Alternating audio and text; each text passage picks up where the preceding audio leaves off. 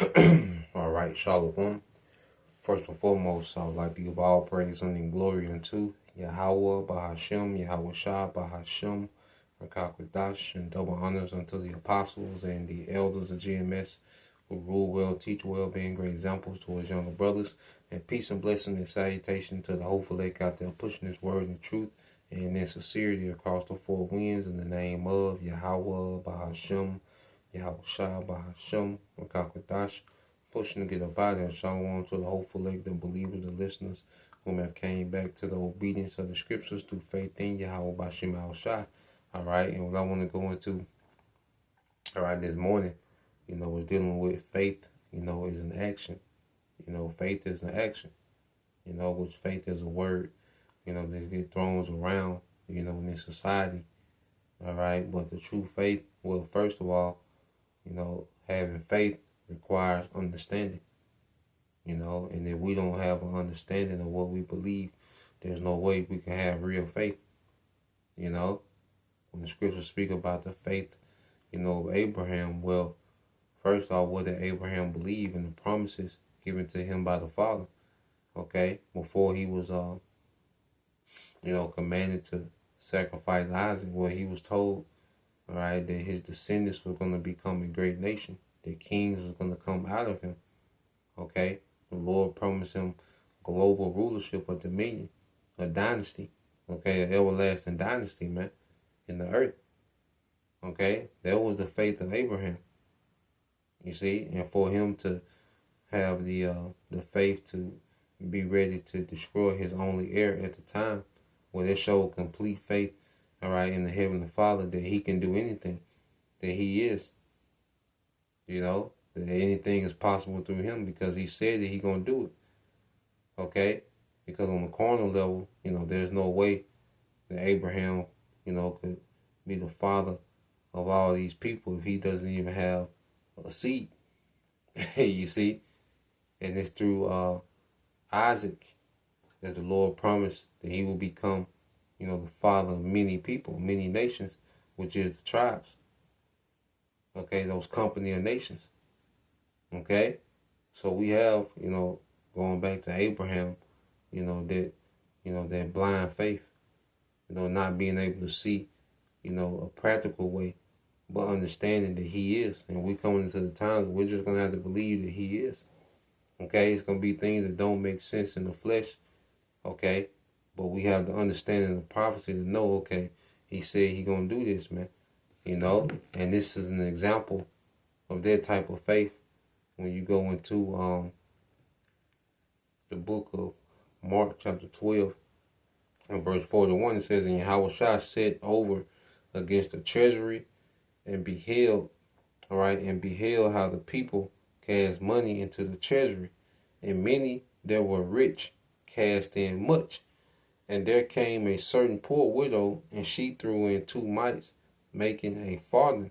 And he called unto his disciples and said unto them, verily I say unto you, that this poor widow has cast more in than all they which have cast into the treasury. Okay? Now when you read verse 44, it says, for all they did cast in of their abundance. Okay? When you read in NLT, it says, for they gave, all right, a tiny part of their surplus, but the poor, all right, but she, poor as she is, has given everything she had to live on. Has given everything she had to live on. Now, this doesn't mean, at the end of the video, you go clear out your saving account, and pay it in tithes. That's not the moral of the story. It goes into her mindset. She had a mindset of complete faith. Whatever her situation was at the moment, she had complete faith in Yahweh Bashim Al Shai. She gave her everything, all right, and left it up to the Lord. That was her current situation. She was like, well, look, I just got this. Let me just give everything and just give it to the Lord on how I'm going to make it. So she had complete faith in her power. She was unwavering. She put her life in the hands of the Lord. We come to the times where we're going to have to put our life in the hands of the Lord. See, there's a time when we're going to have that faith like this woman. You see? Because when we come to the times of when they mandate this MOTB, we're going to be in a situation to where, hey, we're going to put our life in the hands of Yahweh Bashim Yahushai. We're going to have to believe with no question, with no doubt. You see? That's why when you go here, our faith is going to have to be shown in action. And the Lord constantly puts us in position to show, faith through action, man. Our decision making shows our faith, man. Our daily decision making, it shows the faith. Our actions show our faith. Our daily decision making, the things that we do, the things that we sacrifice, all right, the time that we invest, man, that shows faith, man. Faith is a thing of action, man. Okay? And the ultimate faith is going to be leaving this world behind and leaving it all, forsaking what we know is life in this world and fully trusting in our power, because we come into a great transition. Okay? Well, we're not going to have the ability, to pay bills and, go to work. No, we're going to completely trust in our power, because paying bills and going to work is going to require bending the knee. Okay? So when you go here to the book of let's get this, the book of James chapter 2 verse 14, and read a few verses in NLT. This is James 2 and 14. It says, "What good is it, dear brothers and sisters, if you say you have faith but don't show it by your actions? Can that kind of faith save anyone?" Because we know we're saved by faith, but that faith is going to have to be some action behind the faith that we profess. Okay? That empty faith of just saying I got faith with no action. You see? Because the MOTB mandate is going to require action, man. Okay? It's going to require action. It's going to require leaving this world behind. Okay? It's going to require making ourselves vulnerable to where we can't, like I said, we're not going to be able to pay bills, man. Okay? We're not going to be able to keep these possessions. We're not going to be providers. Okay? The Lord going to have to provide us with everything in these times to come. You see? And that's going to take action. Okay? So when you keep reading, it says, suppose you see a brother or sister who has no food or clothing, and you say goodbye and have a good day, stay warm and eat, but then you don't give that person any food or clothing, what good did that do? So someone, was in need, and you just said, well, I have faith the Lord going to take care of you, and you have the means to help out the situation. Well, no, you should, there was no action behind it. If you got the means, to help. Okay? No, it has to be action behind the faith. Because it takes faith to understand that the Lord puts us in position to help, in certain situations, man. You see? So just having, faith or just expressing faith verbally, well, that only goes so far. Okay? True faith is shown in actions. Okay? Verse 17 says, so you see, faith by itself isn't enough unless it produces, all right, I'm for verse 17 in the KJV. It said, even so faith, if it have no works, is dead being alone. Okay? So just saying we believe, but we're not out here, we're not reading, we're not praying, we're not fasting, we're not, researching, we're not being brotherly. But just saying we believe, that's dead by itself, man. We believe the Lord is coming back, but we're not teaching. We're not laboring. We're not helping the men that are teaching. Okay, we're not doing nothing, that shows our faith. No, man, faith without works, with no action behind it, is dead. You see? Brothers, hey, brothers have their spiritual regimens, and you see, everything that we do is based on faith, man. Everything, all right, it get to a point to everything that we do is geared towards our faith. Okay? As we, mature in the spirit, everything begins to be centered around our belief and our faith, man. Our decision making is geared towards the world to come, not this current world. Okay? Becoming dead to this world and alive in Yahushua. So when you keep reading, it says, verse 18 says, "Yea, a man may say, Thou hast faith, and I have works. Show me thy works with show me thy faith without thy works, and I will show thee my faith by my works." Okay? So our actions show what we believe in. If a nigga think he going to the NFL, his actions gonna show it. If he really has faith in that, man, he's gonna be tapped into that world. Nigga want to be the best boxer. Niggas tap in to their faith. Everybody taps into their faith, man. Whatever it is, it could be something minute. It could be something foolish. Okay, but what you believe in, okay, shows by your works. Okay, your works show what you believe in. Your decision making, your mindset shows what you believe in. You can't hide it. Okay. Our actions show what we really about. Our patterns. You see, one thing people can't hide is their patterns, man. You see, your patterns really show, all right, what you believe in. That's what really show what we believe in is these patterns, man. Okay, you can act the scene.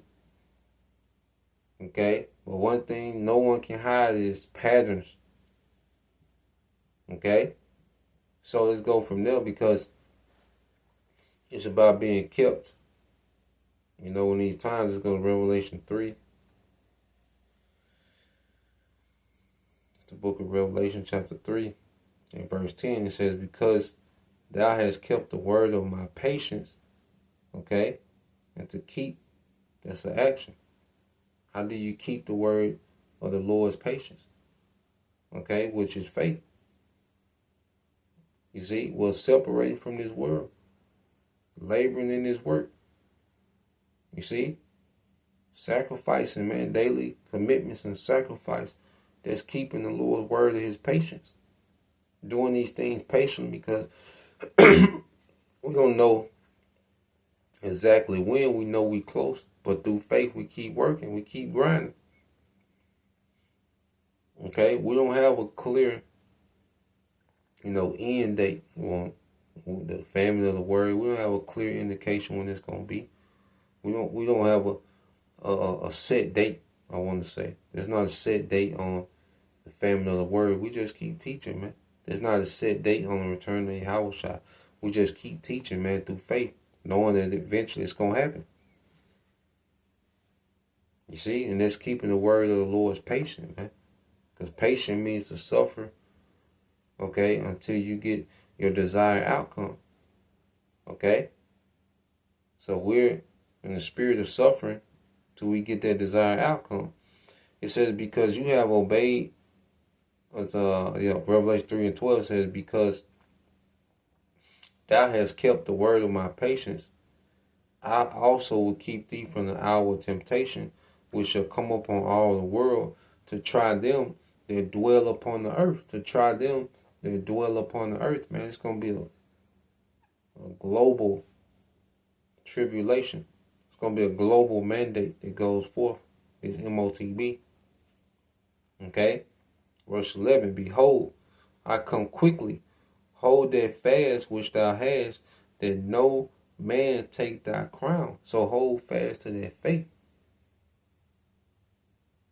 Hold fast to the belief of the victory in Yahushua. The victory in He is. That's what we're to hold fast to. Okay? So in the worst times ever, we gotta hold on to the belief that we got a victory, man.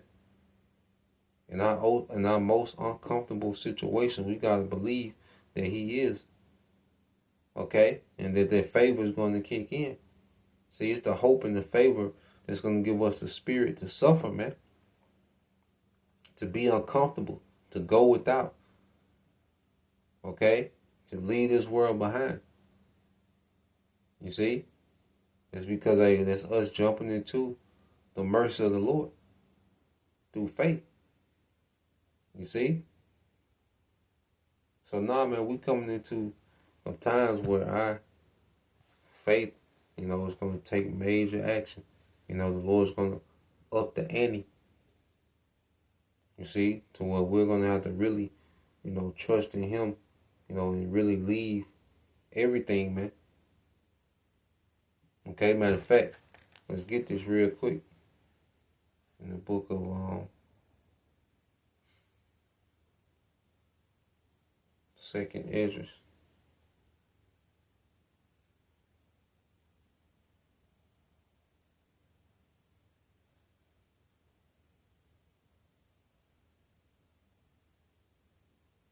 Get this real quick.